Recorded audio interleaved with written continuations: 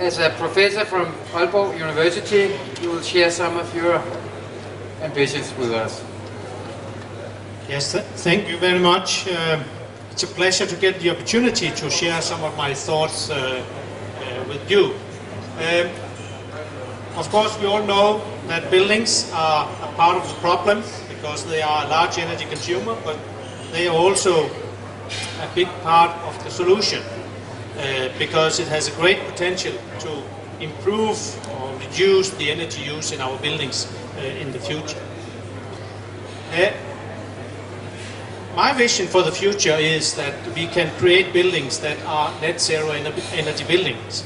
So this means these are buildings that are both consumers, but they are also producers of energy.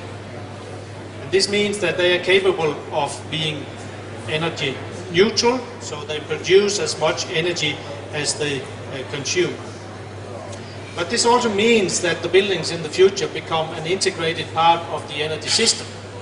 So this part means that we have to take them into consideration in planning of the energy system for the future.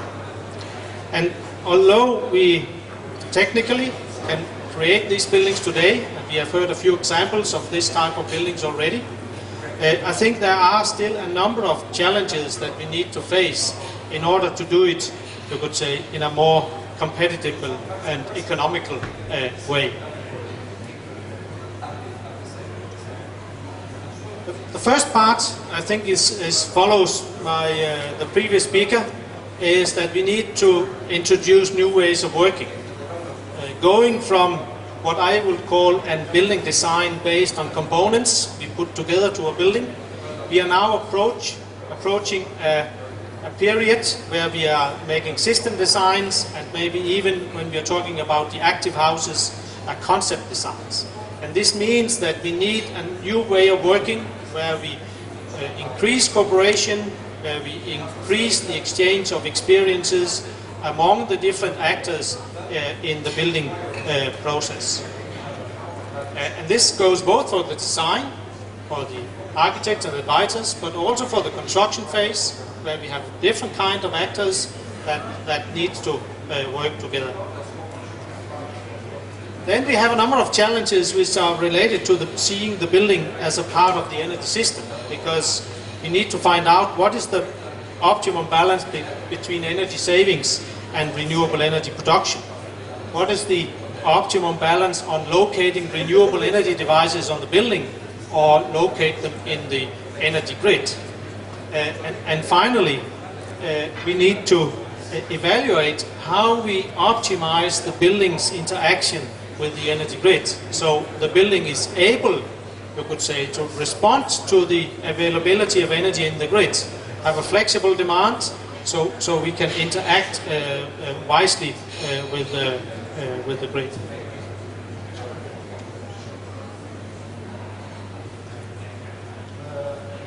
Then, of course, there is a number of other issues that are not related to energy, but are related to the occupants of the buildings. Because putting a very strong focus on optimizing the energy use in our buildings, there is always a danger that we forget some of the other issues. Or maybe not forget, but maybe do not spend as much effort on doing that. And this is, of course, related to other aspects, that indoor climate, functionality, usability, and so on. And also on making sure that the building solutions we make fulfill the occupants' needs, can be understood by the occupants, and so the occupants are able to control the systems according to their needs. It is maybe sometimes a tendency that we are making machines instead of buildings. So we need always to remember to make buildings for people and not machines.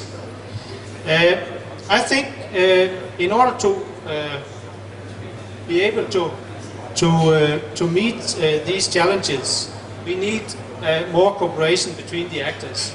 And it's actually my hope and expectation that a forum like the Active House Alliance can be a forum for making this exchange of knowledge, exchange of experiences, and increased cooperation between the actors in the building sector.